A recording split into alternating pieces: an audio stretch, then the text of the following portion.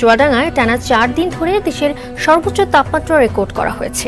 রোদ্রের তাপে খোলা ছাদেই ভাজা যাচ্ছে ডিম। আজ মধ্যপ্রাচ্য বা আফ্রিকার যে কোনো শহরের চেয়েও বেশি বাংলাদেশের রাজধানীর তাপমাত্রা। গরমের তীব্রতা এতটাই বেশি যে সূর্যের তাপে গলে গেছে রাস্তার পিচও। বাংলাদেশ এমন একটি দেশ যেই দেশটিতে গরমকালে প্রচুর পরিমাণে গরম পড়ে, আর শীতকালে এত পরিমাণ শীত পড়ে যে শীতের জন্য থাকাই যায় না। এমন শীত যে শীতের চোদনে আমরা দাঁড়াতে পারছি না।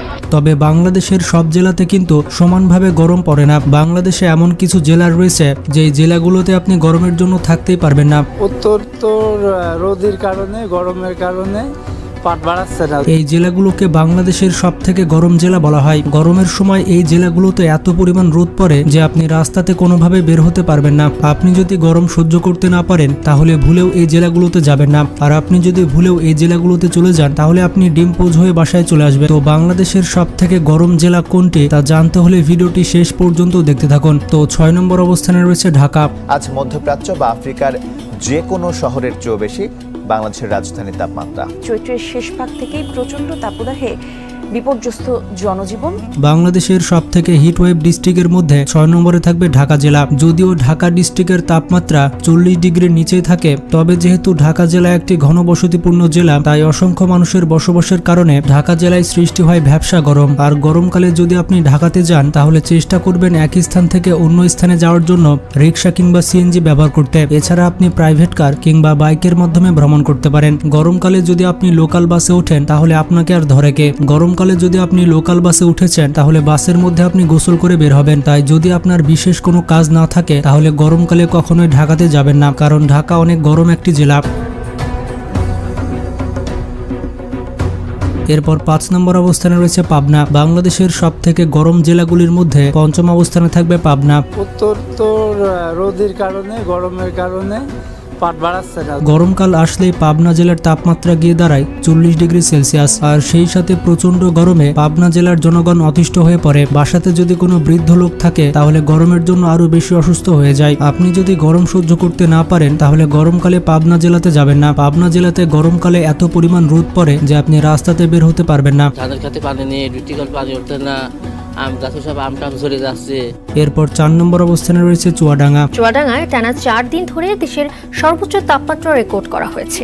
বাংলাদেশের সব থেকে গরম জেলার লিস্টে 4 নম্বর অবস্থানে রয়েছে চুয়াডাঙ্গা। গরমকালে এই জেলাকে বলা হয় হিটওয়েভ ডিস্ট্রিক্ট। গরমকালে এই জেলার জনগণের জীবন একেবারে অতিষ্ঠ হয়ে যায়। এই জেলাতে তাপমাত্রা বৃদ্ধি পেলে জনজীবন একেবারে বিপর্যস্ত হয়ে পড়ে। তাছাড়া ঘন ঘন লোডশেডিং তো রয়েছে। ঘন ঘন লোডশেডিং এর জন্য আরো বেশি দুর্যোগ সৃষ্টি হয়। প্রচন্ড রোদের তাপে মানুষ জীবিকার জন্য রাস্তায় বের হতে পারে না। রোদ্রের তাপে খোলা ছাদেই ভাজা যাচ্ছে ডিম। খেটে খাওয়া মানুষ তাদের অনেক বেশি কষ্ট হয়। গরমকালে এই জেলার তাপমাত্রা সবসময় 40 ডিগ্রির আশেপাশে থাকে। এই জেলাতে সর্বোচ্চ তাপমাত্রা রেকর্ড করা হয়েছে 43 ডিগ্রি সেলসিয়াস। বাংলাদেশে যখন প্রচন্ড রকমের তাপমাত্রা সৃষ্টি হয় তখন চুয়াডাঙ্গা জেলার অবস্থা হয়ে যায় খুবই করুণ। এই জেলায় অসহায় দিনমজুরের হয় বেহাল দশা। গরমের তীব্রতা এতটাই বেশি যে সূর্যের তাপে গলে গেছে রাস্তার পিচও।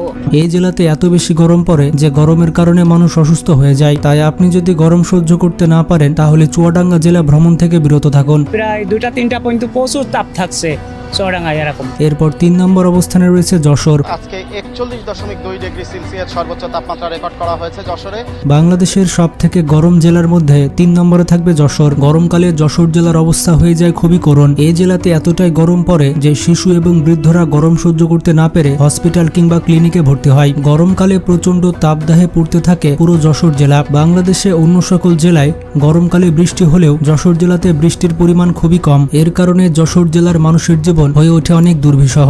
ফলে তাপমাত্রার তীব্রতা অনেক বেশি এবং তাপমাত্রা যে পরিমাণ আছে তার অনুভূত হয়েছে অনেক বেশি। এরপর 2 নম্বর অবস্থানে রয়েছে নাটোর।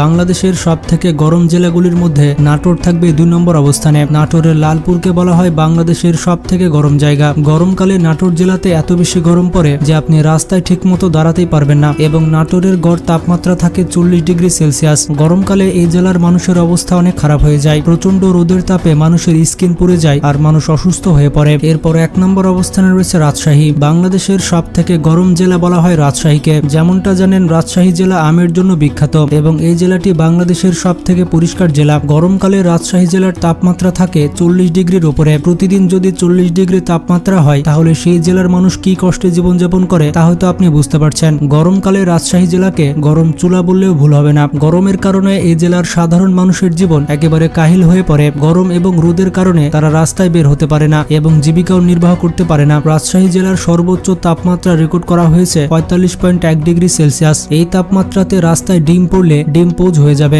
এত পরিমাণ তাপমাত্রা বাংলাদেশের আর কোনো জেলাতে রেকর্ড করা হয়নি। তো যারা যারা গরম সহ্য করতে পারেন না তারা গরমকালে রাজশাহী ভ্রমণ থেকে বিরত থাকুন। তো বাংলাদেশের সবথেকে গরম জেলা কোনগুলি তা তো আপনারা দেখতে পেলেন। আপনি কোন জেলাতে বসবাস করে থাকেন এবং আপনার জেলার তাপমাত্রা কত সেটি কমেন্ট করে জানাতে ভুলবেন না।